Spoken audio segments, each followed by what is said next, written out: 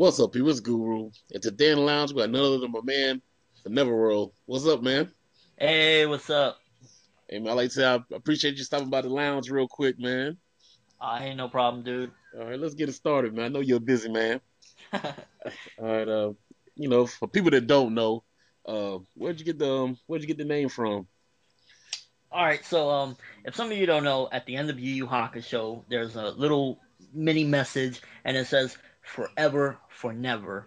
And when I started getting into anime at the time, I was like, I was trying to come up with a name, and I thought, Yu Yu Hakusho is my favorite, at the time because I didn't really know too much or whatever. So that was like definitely like hands down my favorite. And I was like, what could I incorporate to represent what I'm into and just ultimately who I want my identity to be, I guess, as far as an anime fan and on YouTube in general.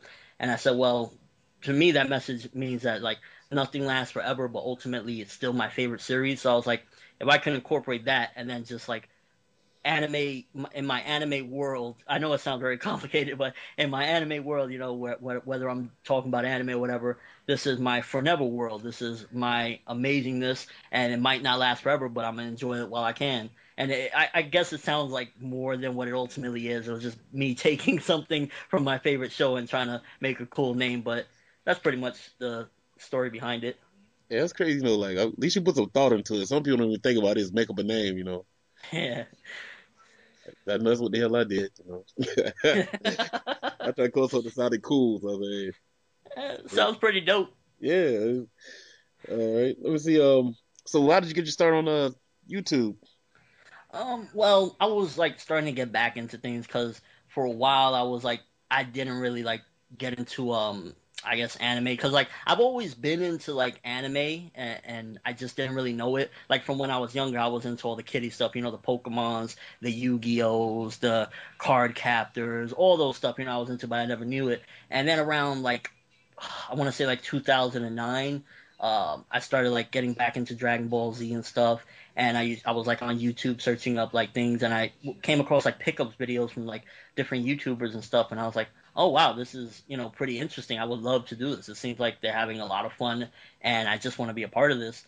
And I opened up like my first channel. It was like it was terrible. It was I think it was called like Illy TV or something like that. It was really bad. I was doing like unboxings of like Dragon Ball, like not like I was doing like reviews and unboxing at the same time of like Dragon Ball singles, and it was just really bad. I closed it down. I was like, I want to start fresh, and I started off with a Dragon Ball video, getting to know a Dragon Ball fan. I was like, I want to keep doing this. I'm having a lot of fun. Okay, okay. A lot of people say they start. Were you doing like AMVs and all that, or you didn't try that? No, I never tried that. I just mainly wanted to like uh, interact with these people. I wanted to like because I felt like anime fans are having a lot of fun. I want to have a lot of fun with them. So why don't I just start making videos and try to meet some of these people?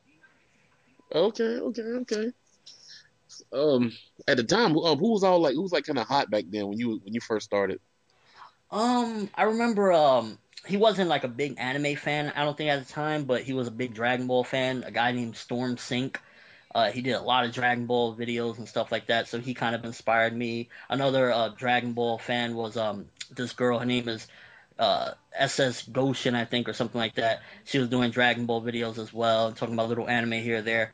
And another dude, Beat Up the Anime Master, shout out to him by the way. He was like doing pickups, he was doing reviews, and I loved his passion when he was doing them. He was like just coming straight at this was who I am. He had the intro, I'm black, I collect anime, get used to it. I was like, I love this dude's passion. So all these people that I just kept on seeing, I was like, wow, it's freaking awesome. Yeah, B Dub, he cool dude, man. Shout out to B Dub, man. He came to the lounge one time way back when I first started. Yeah, Um, definitely. yeah, he's a cool guy. I still talk to him every now and then. So let's see. Oh, you know what? There's a rumor that I heard, man. I heard you was like a big time Biggie Smalls fan. I don't know how true that is. Oh, dude, I was like a huge Biggie Smalls fan. See, something that people don't know, and this is gonna be breaking news, I guess. I'm gonna, grace this on the Guru's Lounge, is that I actually used to be an aspiring artist and an aspiring producer, and Biggie Smalls was like my I based everything off of like Biggie Smalls. Like I want to make music with his passion. I want to just like have his swagger and all around. He inspired me so much, and I was just hardcore fan for him. And that even led to me like signing up and getting to participate as an extra for his movie Notorious. Okay, wow. I didn't know he was that deep, man. Yeah, Yeah, he's one of my favorites too, man. He's a little big, man. yo, that swag and that just charisma and everything about him, man. Nobody could replace that. Nah. I remember they tried to come out with like Bad Boy tried to come out with Sean, tried to have like the biggest. Yeah, when I was younger, I was inspired by Shine as well too, because like I heard when I was younger, like he was like kind of like taking Big Swag a little bit, but I was a big Shine fan back in the day. Now, I don't really mess with that music anymore. He changed up his flow too much and everything, but Shine was a big inspiration to me as well when I was younger. Yeah, he's like Sean. Bad Boy was the shit back in the day, man. I just love all everything they put out, man. Was just oh, Yeah, definitely. what's good? Let me see.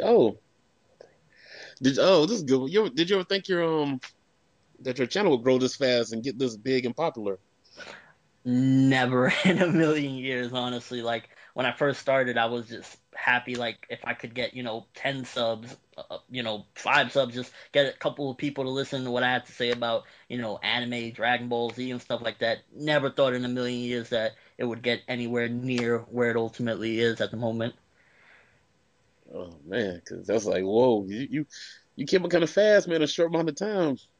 Yeah, I mean, like, I owe everything to definitely my supporters, my fans, my viewers, because without them, like, it sounds cheesy and corny, but without them, I ultimately wouldn't be where I'm at right now as far as, my success and whatnot. But it's really just all thanks to them enjoying my content and stuff. Okay, that's what's up. That's what's up. So, what kind of tips or advice would you give to like the new and up and comer reviewers?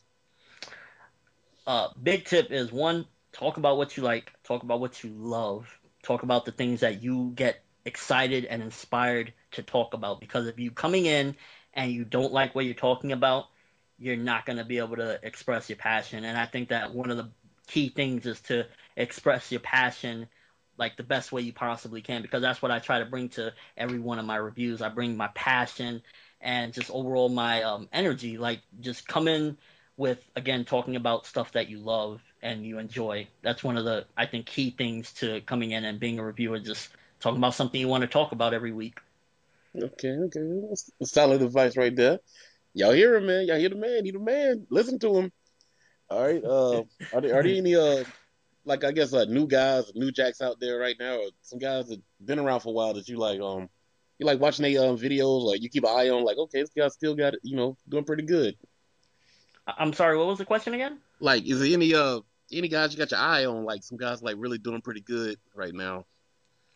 Um, I mean, like a lot of people, what happens is they start up their channel, and I'll check them out or whatever, and they like because this is a growing phase with people. Like nobody starts off making the best quality that they'll ever make. They grow, and like I'll see dudes, and what happens is a lot of people they lose interest or they get uninspired because they don't have that immediate success that they think that they should get, and then ultimately they fall off. So there's nobody really in particular that I that comes to mind. There are some dudes that I do like I check out their content from time to time. Like dude recently Hados and Goku. That dude makes some pretty good content. He's coming up and whatnot. There's some other good dudes out there that I enjoy their content, but I'm not really too much into that because I don't like to watch too many different videos because I don't want like to accidentally hey I took the way this guy said this or that. So I for the most part stay to myself. Another one I guess I would say is dude Teching 101. That dude also makes pretty good content as well. Yeah, I like Tekken, man. He's a cool guy. He's cool, crazy. He crazy, but he's cool. Yeah, he's a pretty cool dude. All right. Oh, so that's another thing. What do you think about the introduction of live streams into the YouTube community? I honestly I don't really have too much of an opinion. I've never been like in one actual live. I've visited I think like I want to say maybe two uh since like they've been introduced. So I mean, if people are having a good time, then that's all on them. me personally, I don't have too much of an opinion on it because I'm not all that into it. Like I used to do live streams on Blog TV a couple years ago, and it wasn't really my thing because it's like keeping up with the comments and trying to not I guess stray away and like, hey, let me play this video game even though I'm live or something. Yeah. So I'm not that big into the live streaming. All right. Here's a question that everybody got to ask it, man. You got to ask this. The big three. All right. Do you see it as being a problem, or just let it be what it is, or does something gonna replace it? Because a lot of these series are starting to come to their end, or like, what are your thoughts on the big three?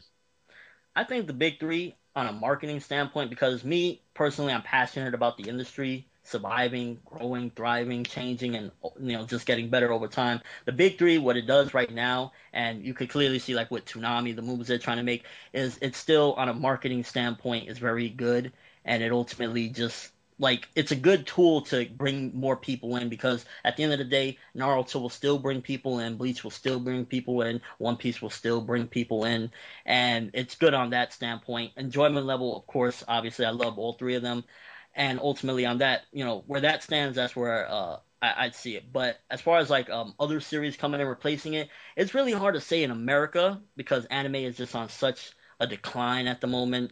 There's not really that any particular series that is like blowing up. The last big blow up we've had in America was Naruto, and then that kind of got cut short with it being pulled from Cartoon Network and all the problems that it had due to like some stuff that happened, I believe, in the news or whatever. I'm not exactly sure if that was all the fault of that, but that was like the last big one. And until we get again that resurgence where at 4 o'clock when kids come home from school, they can see the latest fairy tale episode, the latest Hunter x Hunter episode. I don't know with a next big three if it'll be there. I think anime as a whole will always exist in some form or another, but it's kind of doing what it did back in I would say like the 80s, and it's just becoming more underground, and the prices are going back up to like you got these Aniplex imports. So in essence, the big three is important on a marketing standpoint, but it might end off with that being the big three. There might not be a next big three as far as America goes. Japan, completely different story though. True, true, true.